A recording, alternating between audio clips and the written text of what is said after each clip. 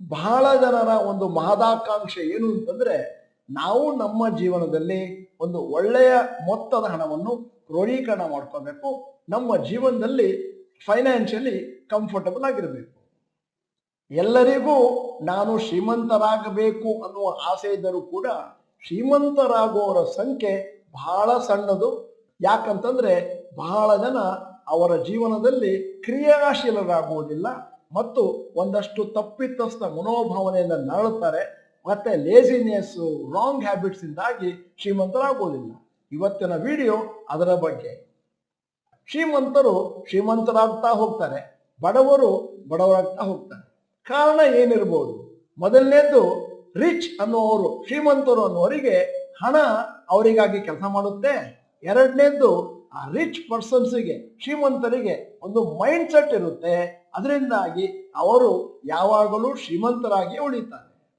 ಸರಿಯಾದಂತಹ ಜಾಗದಲ್ಲಿ ಇನ್ವೆಸ್ಟ್ಮೆಂಟ್ ಮಾಡೋದು, ಸರಿಯಾದ ಸಮಯದಲ್ಲಿ ಇನ್ವೆಸ್ಟ್ಮೆಂಟ್ ಮಾಡೋದು ಮತ್ತು ಅದನ್ನು ದೀರ್ಘಾವಧಿಗೆ ಅಲ್ಲಿಯೇ ಬಿಡುವುದು, ಇವೆಲ್ಲವೂ ಕೂಡ ನಮ್ಮ ಜೀವನದಲ್ಲಿ ಅತಿ ಇಂಪಾರ್ಟೆಂಟ್. ಆದರೆ ಅದೇ ಸಂದರ್ಭದಲ್ಲಿ ಒಂದಷ್ಟು ಗುಡ್ ಹ್ಯಾಬಿಟ್ಸ್ನ ನಾವು ನಮ್ಮದಾಗಿಸಿಕೊಂಡಾಗ ನಿಜವಾಗಿಯೂ ಶ್ರೀಮಂತರಾಗಿ ಉಳಿತೇವೆ ಮತ್ತು ಶ್ರೀಮಂತಿಕೆಯನ್ನು ಬೆಳೆಸ್ಕೊಂಡು ಹೋಗ್ತೇವೆ.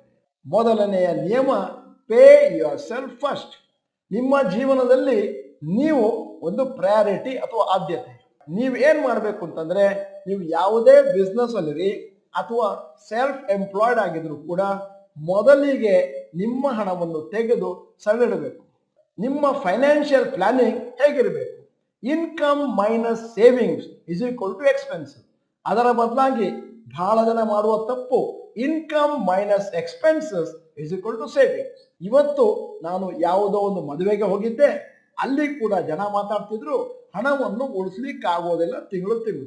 ಸರಿಯಾದಂತ ಟೆಕ್ನಿಕ್ ಅಥವಾ ತಂತ್ರ ಏನು ಅಂತಂದ್ರೆ, ಒಮ್ಮೆ ನಿಮ್ಮ ಹತ್ರ ದುಡ್ಡು ಬಂದ ಮೇಲೆ, ಅದರಲ್ಲಿ ಟ್ಯಾಕ್ಸ್ ಅನ್ನು ಕಳೆದ ಮೇಲೆ, ನಿಮ್ಮ ಕೈಯಲ್ಲಿ ಹಣ ಉಳಿದ ಮೇಲೆ, ಅದರಲ್ಲಿ ಮೊದಲು ನೀವು ಸೇವಿಂಗ್ಸ್ ಅಮೌಂಟ್ ಅನ್ನು ತೆಗೆದು ಸೈಡಲ್ಲಿ ಇಡಿ, ಅದಾದ್ಮೇಲೆ ಖರ್ಚು ಮಾಡ್ಲಿಕ್ಕೆ ಪ್ರಾರಂಭ ಮಾಡಿ.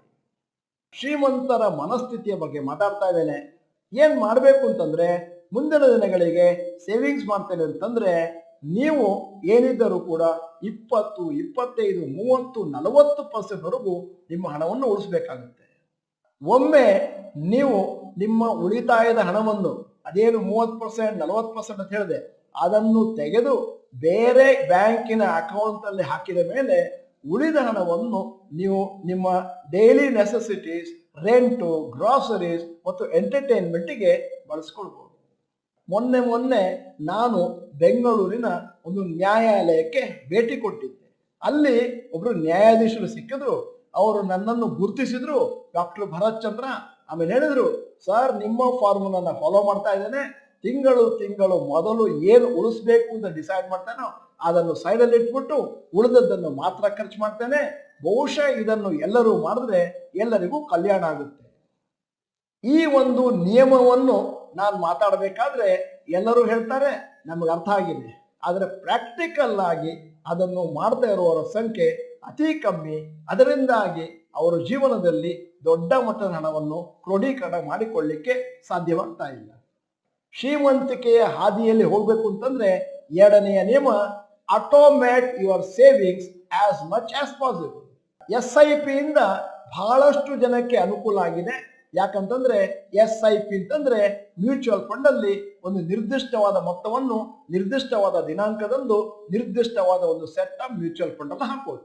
ಇಲ್ಲಿ ನೀವು ಆಟೋಮೇಟ್ ಮಾಡ್ತೀರಿ, ಬ್ಯಾಂಕಿಗೆ ಮ್ಯಾಂಡೇಟ್ ಕೊಡ್ತೀರಿ, ತಿಂಗಳಿಗೆ ಇಷ್ಟು ಹಣವನ್ನು ನನ್ನ ಅಕೌಂಟ್ ಇಂದ ಯೂನಿಟ್ಗಳನ್ನು ಖರೀದಿ ಮಾಡಲಿಕ್ಕೆ ಬಳಸ್ಕೊಳ್ಳಿ.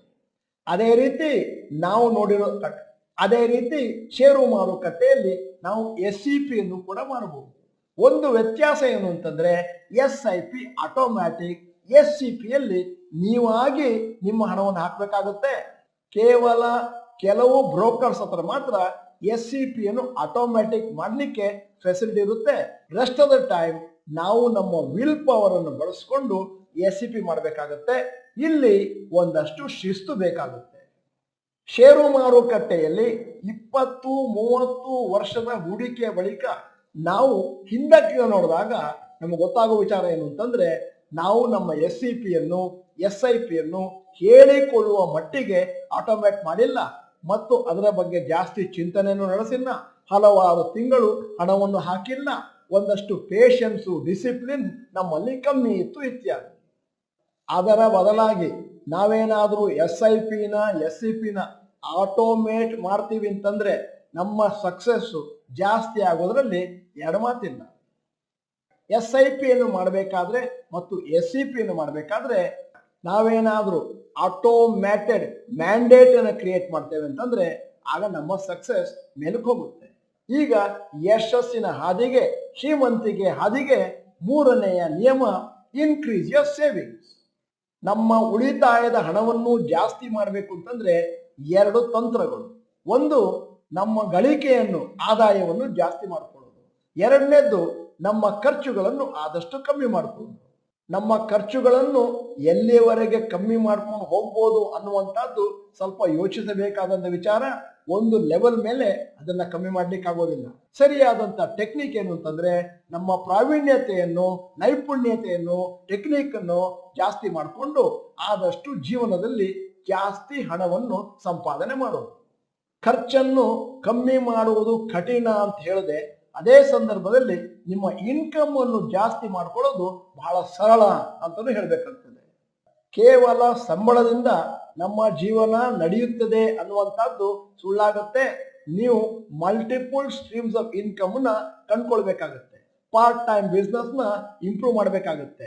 ನೀವು 9 ರಿಂದ 6 ಗಂಟೆ 7 ಗಂಟೆವರೆಗೆ ಆಫೀಸಲ್ಲಿ ವರ್ಕ್ ಮಾಡ್ತೀರಿ ಅಂತ ಆದ್ರೆ ಮತ್ತು ವೀಕೆಂಡ್ಸ್ ನಲ್ಲಿ ನೀವು ಯಾವ್ದಾದ್ರೂ ಒಂದು ಒಳ್ಳೆಯ ಹಾಬಿಯನ್ನು ತಗೊಂಡು ಅದನ್ನು ಮುಂದುವರ್ಸ್ಕೊಂಡು ಹೋಗ್ತೀನಿ ಅಂತಂದ್ರೆ ಆವಾಗ ಜಾಸ್ತಿ ಹಣವನ್ನು ಗಳಿಸುವಂತ ಚಾನ್ಸ್ ಇದೆ. ಅದರಿಂದಾಗಿ ಜಾಸ್ತಿ ಉಳಿತಾಯವನ್ನು ಕೂಡ ಮಾಡಬಹುದು. ಈ ರೀತಿ ಜಾಸ್ತಿ ಉಳಿತಾಯದ ಹಣ ನಮ್ಮ SIP SCP ನಲ್ಲಿ ತೊಡಗೋದ್ರಿಂದ ಮುಂದಿನ ದಿನಗಳಲ್ಲಿ ನಮಗೆ ಬರುವಂತ ಕಾರ್ಪಸ್ಸು ಜಾಸ್ತಿ ಆಗ್ತಾ ಹೋಗುತ್ತೆ. ನಾಲ್ಕನೆಯ ಶ್ರೀಮಂತಿಕೆಯ ನಿಯಮವನ್ನು ಈಗ ನಿಮ್ಮ ಮುಂದೆ ಇರ್ತಾ ಇದ್ದೇನೆ. Don't spend to compete with others. ಇದು ಸದ್ಯಕ್ಕೆ ನಮ್ಮ ಜೀವನದಲ್ಲಿ, ನಿಮ್ಮ ಜೀವನದಲ್ಲಿ ನಡೀತಾ ಇರುವಂತ ವಿಚಾರ. ಏನು ಅಂತಂದ್ರೆ ಬಹಳ ಜನ ಅವರ ಕೊಲೀಗ್ಸು, ಸ್ನೇಹಿತರು, ಬಂಧು ಬಾಂಧವರು, ಕಸಿನ್ಸ್ ಅವರೊಟ್ಟಿಗೆ ಕಾಂಪಿಟಿಷನ್ಗೆ ನಿಲ್ತಾರೆ. ಅವ್ರ ಕಾರ್ ತಗೊಂಡ್ರೆ ಇವರು ಕಾರ್ ತಗೊಳ್ತಾರೆ. ಅವರು ಒಂದು ದೊಡ್ಡ ಮನೆಯನ್ನು ಕಟ್ಸಿದ್ರೆ ನೀವು ಕೂಡ ಆ ದೊಡ್ಡ ಮನೆಯನ್ನು ಕಟ್ಸ್ತೀರಿ. ಮತ್ತು ಅವರೇನಾದ್ರೂ ಫಾರಿನ್ ಟ್ರಿಪ್ ಹೋದ್ರು ಅಂತಂದ್ರೆ ನೀವು ಕೂಡ ಫಾರಿನ್ ಟ್ರಿಪ್ ಹೋಗ್ತೀರಿ. ನಿಮಗೆ ಅದು ಅಫೋರ್ಡೆಬಲೋ ಇಲ್ಲವೋ ಅನ್ನುವಂತ ಚಿಂತನೆಯನ್ನು ನಡೆಸೋದಿಲ್ಲ. ಆದ್ದರಿಂದ ಜಾಸ್ತಿ ಹಣವನ್ನು ವ್ಯಯಿಸುತ್ತೀರಿ ಮತ್ತು ಮುಂದಿನ ದಿನಗಳಲ್ಲಿ ನಿಮ್ಮ ಉಳಿತಾಯದ ಹಣ ಕಮ್ಮಿ ಆಗ್ತಾ ಹೋಗುತ್ತೆ. ಇಂಗ್ಲಿಷ್ ನಲ್ಲಿ ಒಂದು ಮಾತಿದೆ, it is better to be rich than look rich but not to be rich. ನೀವು ಯಾವುದನ್ನಾದ್ರೂ ಖರೀದಿ ಮಾಡಬೇಕು, ಅದರ ಮೇಲೆ ಖರ್ಚು ಮಾಡಬೇಕು ಅಂತಂದ್ರೆ ಅದು ನಿಮಗೆ ಸಂತೋಷವನ್ನು ಕೊಡಬೇಕು ಮತ್ತು ಅದು ನಿಮ್ಮ ಅಫೋರ್ಡೆಬಲ್ ಲಿಮಿಟ್ ಅಲ್ಲಿ ಇರಬೇಕು. Balance today spending with future requirement. ಇವತ್ತು ಏನು ಖರ್ಚು ಮಾಡ್ತೀರಿ, ಮುಂದಿನ ದಿನಗಳಲ್ಲಿ ಏನು ಹಣ ಬೇಕು ಅದನ್ನ ಬ್ಯಾಲೆನ್ಸ್ ಮಾಡ್ಕೊಂಡು ಹೋಗ್ತೀರಿ ಅಂತಂದ್ರೆ ನೀವೇ ಜಾಸ್ತಿ ಸಕ್ಸಸ್ಫುಲ್ ಆಗ್ತೀರಿ ಲೈಫ್ ನಲ್ಲಿ. ಇಂಗ್ಲಿಷ್ ನಲ್ಲೇ ಹೇಳ್ಬಿಡ್ತೇನೆ, avoid high spending on things which may provide you temporary and short lived excitement. ಅಂತಂದ್ರೆ ಯಾವುದು ಹ್ಯಾಪಿನೆಸ್ ಕೊಡುತ್ತೆ ಅಂತ ನೋಡಿ, ಯಾವುದು ಪ್ಲೆಷರ್ ಕೊಡುತ್ತೆ ಅಂತ ನೋಡಬೇಡಿ. ಅಂತಂದ್ರೆ ಪ್ಲೆಷರ್ ಅನ್ನುವಂಥದ್ದು ಮೊಮೆಂಟರಿ ಮತ್ತು ಹ್ಯಾಪಿನೆಸ್ ಅನ್ನುವಂಥದ್ದು ಪರ್ಮನೆಂಟ್. ಯಾವುದನ್ನು ನೀವು ಅಫೋರ್ಡ್ ಮಾಡಬಹುದು, ಯಾವುದರಲ್ಲಿ ನಿಮಗೆ ಜಾಸ್ತಿ ಸಂತೋಷ ಇದೆಯೋ ಅದನ್ನು ಕಂಟಿನ್ಯೂ ಮಾಡ್ತಾ ಹೋಗಿ. ಈಗ ಶ್ರೀಮಂತಿಕೆಯ ಹಾದಿಯ 5ನೆಯ ನಿಯಮ, learn to manage money so that you get more money. ನಿಮ್ಮ ಹತ್ರ ಈಗಾಗಲೇ ಇರುವ ಹಣವನ್ನು ನೀವು ಸಮರ್ಪಕವಾಗಿ ನಿರ್ವಹಣೆ ಮಾಡ್ತಾ ಇದ್ದೀರಿ ಅಂತಂದ್ರೆ ಭಗವಂತನು ನಿಮಗೆ ಇನ್ನೂ ಜಾಸ್ತಿ ಹಣವನ್ನು ದಯಪಾಲಿಸ್ತಾನೆ. ಭಗವಂತ ಅನ್ನುವಂತ ಪದವನ್ನು ಬೇರೆದಾಗಿ ಬಳಸಬೇಕು ಅಂತಂದ್ರೆ ಯೂನಿವರ್ಸ್ ಅಂತ ಕರೀತೇವೆ. ನೀವೇನಾದ್ರೂ ನಿಮ್ಮಲ್ಲಿರುವ ಹಣವನ್ನು ಸರಿಯಾಗಿ ನೋಡ್ಕೊಂಡಿಲ್ಲ ಅಂತಂದ್ರೆ ಆಗ ಭಗವಂತನು ಮತ್ತು ಯೂನಿವರ್ಸ್ ನಿಮಗೆ ಮುಂದಿನ ದಿನಗಳಲ್ಲಿ ಜಾಸ್ತಿ ಹಣವನ್ನು ದಯಪಾಲಿಸುವುದಿಲ್ಲ. ಈಗ ನಾನು ಹೇಳಿದ ವಾಕ್ಯಗಳು ನಮ್ಮ ಜೀವನದ ಎಲ್ಲ ವಲಯಗಳಲ್ಲೂ ಅತಿ ಪ್ರಾಮುಖ್ಯ. ಲೈಫ್ ಇರಲಿ, ಪರ್ಸನಲ್ ಫೈನಾನ್ಸ್ ಇರಲಿ, ನೀವು ಎಲ್ಲಿಯವರೆಗೆ ಆ ಹಣಕ್ಕೆ ಡಿಸರ್ವ್ ಅಲ್ವೋ ಅಲ್ಲಿವರೆಗೆ ಆ ಹಣ ನಿಮ್ಮ ಹತ್ರ ಬರುವುದಿಲ್ಲ, ಬಂದವರು ನಿಮ್ಮ ಹತ್ರ ಇರುವುದಿಲ್ಲ. ಈ ವಿಡಿಯೋದಲ್ಲಿ ನಾನು ವಿವರಿಸಿದ 5 ನಿಯಮಗಳನ್ನು ಯಾರು ಡಿಫಾಲ್ಟ್ ಆಗಿ ಅವರಲ್ಲಿ ಕಂಡುಕೊಳ್ತಾರೋ ಅವರು ನಿಜವಾಗಿಯೂ ಜೀವನದಲ್ಲಿ ಶಾಶ್ವತವಾದಂತಹ ಶ್ರೀಮಂತಿಕೆಯನ್ನು ಕಂಡುಕೊಳ್ತಾರೆ. ಯಾರಿಗೆ ಈ ನಿಯಮಗಳ ಬಗ್ಗೆ ಏನು ಅರಿವು ಇಲ್ಲವೋ, ಅದನ್ನು ಪಾಲಿಸುವುದಿಲ್ಲವೋ ಅವರು ದಿನದಿಂದ ದಿನಕ್ಕೆ ಬಡವರಾಗ್ತಾ ಹೋಗ್ತಾರೆ. ಈ ಸಂದರ್ಭದಲ್ಲಿ ಇನ್ನೊಂದು ವಾಕ್ಯವನ್ನು ಕೂಡ ಹೇಳಲೇಬೇಕಾಗುತ್ತೆ. Money may not bring you all the happiness in life. ಅಂದರೆ ಕೇವಲ ಹಣದಿಂದ ನೀವು ಜೀವನದಲ್ಲಿ ಸಂತೋಷವಾಗಿರ್ಲಿಕ್ಕೆ ಸಾಧ್ಯ ಇಲ್ಲ. ಹಾಗೆ ಈ ವಾಕ್ಯವನ್ನು ಹೇಳಿದ ಮೇಲೆ ಇನ್ನೊಂದು ವಿಚಾರವನ್ನು ಕೂಡ ನಿಮ್ಮ ಮುಂದೆ ಇಡಬೇಕಾಗುತ್ತೆ. ದುಡ್ಡಿಲ್ಲ ಅಂತಂದ್ರೆ ನಮ್ಮ ಜೀವನದಲ್ಲಿ ಇರಿಟೇಷನ್, ಫ್ರಸ್ಟ್ರೇಷನ್, ಡಿಸ್ಕಂಟೆಂಟ್ಮೆಂಟ್ ಇವುಗಳು ಗ್ಯಾರಂಟಿ. ಇವತ್ತಿನ ಈ ವಿಡಿಯೋ ಎಲ್ಲರಿಗೂ ಉಪಯುಕ್ತ. ಕರ್ನಾಟಕದ ಪ್ರತಿಯೊಬ್ಬರೂ ಕೂಡ ಇದನ್ನು ಕೇಳಬೇಕು ಮತ್ತು ಅಲ್ಲಿರುವಂತಹ ನಿಯಮಗಳನ್ನು ತಮ್ಮದಾಗಿಸಿಕೊಳ್ಳಬೇಕು ಅನ್ನುವಂತಹದ್ದು ನಮ್ಮ ಮಹದಾಸೆ. ಆದ್ದರಿಂದ ವಿಡಿಯೋನ ತಪ್ಪದೆ ಎಲ್ಲರಿಗೂ ಫಾರ್ವರ್ಡ್ ಮಾಡಿ. ಬಹಳ ದಿನಗಳಿಂದ ಫೈನಾನ್ಸ್ ಬಗ್ಗೆ ಕಾರ್ಯಾಗಾರಗಳನ್ನು ನಡೆಸ್ತಾ ಬರ್ತಾ ಇರುವಂತ ನನಗೊಂದು ಡೌಟ್ ಏನು ಅಂತಂದ್ರೆ, ಇಂತಹ ವಿಡಿಯೋಗಳನ್ನು ಜನ ಸೀರಿಯಸ್ ತಗೊಳ್ಳೋದಿಲ್ಲ, ಸಂಪೂರ್ಣವಾಗಿ ಕೇಳೋದಿಲ್ಲ, ಇತರರಿಗೆ ಫಾರ್ವರ್ಡ್ ಮಾಡೋದಿಲ್ಲ ಮತ್ತು ಕ್ರಿಯಾಶೀಲರಾಗುವುದಿಲ್ಲ. ಇವತ್ತು ಈ ವಿಡಿಯೋದ ಕೊನೆಯಲ್ಲಿ ನಿಮಗೆ ಇವತ್ತಿನ ವಿಡಿಯೋಗೆ ಸಂಬಂಧಪಟ್ಟ ಹಾಗೆ ಒಂದು ಪ್ರಶ್ನೆ ಕೇಳ್ತಾ ಇದ್ದೇನೆ. ನಿಮ್ಮ ಜೀವನದಲ್ಲಿ ಫೈನಾನ್ಷಿಯಲ್ ಸಕ್ಸಸ್ ಅನ್ನು ಕಂಡುಕೊಳ್ಳಿಕ್ಕೆ ನೀವು ಸೀರಿಯಸ್ ಆಗಿ ವರ್ಕ್ ಮಾಡ್ತೀರಾ? ಎಸ್, ಐ ಆಮ್ ಸೀರಿಯಸ್ ಅಂತ ಟೈಪ್ ಮಾಡಿ, ಇಲ್ಲ ನೋ ಐ ಆಮ್ ಲೇಜಿ ಅಂತ ಟೈಪ್ ಮಾಡಿ. ನೀವು ಡಾಕ್ಟರ್ ಭರತ್ ಚಂದ್ರ ಇನ್ಸ್ಟಿಟ್ಯೂಟ್ ಕನ್ನಡ ಚಾನಲ್ ಮೆಂಬರ್ ಅಲ್ಲ ಅಂತಂದ್ರೆ ಇದೀಗ ಸಮಯ. ಸಬ್ಸ್ಕ್ರಿಪ್ಷನ್ ಬಟನ್, ಬೆಲ್ ಐಕಾನ್ ಒತ್ತಿ. ವಿಡಿಯೋ ಚೆನ್ನಾಗಿದ್ರೆ ಲೈಕ್ ಬಟನ್ ಒತ್ತೋದನ್ನು ಮರಿಬೇಡಿ. ವಿಡಿಯೋನ ಸಂಪೂರ್ಣವಾಗಿ ನೋಡಿದ್ದಕ್ಕೆ ಧನ್ಯವಾದಗಳು. ನಮಸ್ಕಾರ.